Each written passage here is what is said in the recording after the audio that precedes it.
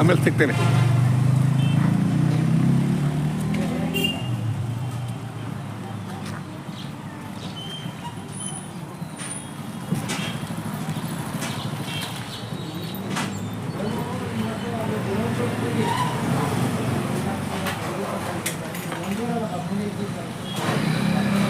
ಎಲ್ಲರಿಗೂ ನಮಸ್ಕಾರ. ನಾನಿವತ್ತು ಚೋಳೂರಿಗೆ ಬಂದಿದ್ದೀನಿ.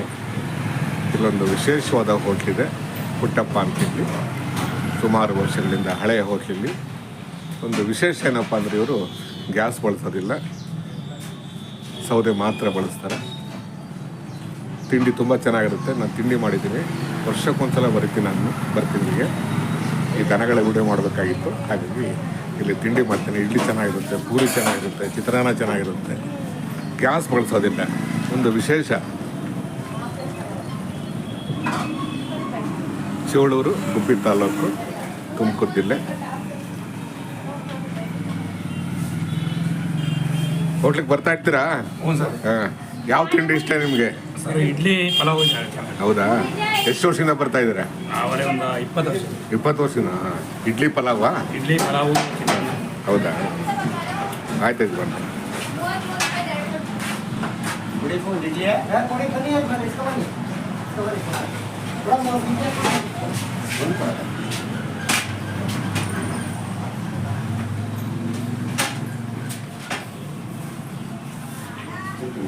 ಹೇಳವ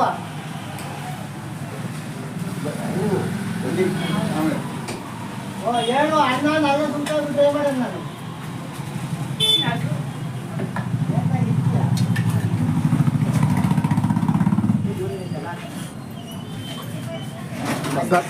ಸರ್ ಈ ಕಡೆ ಬನ್ನಿ ಸರ್. ಇವತ್ತಿನ ತಿಂಡಿ ವಿಶೇಷ?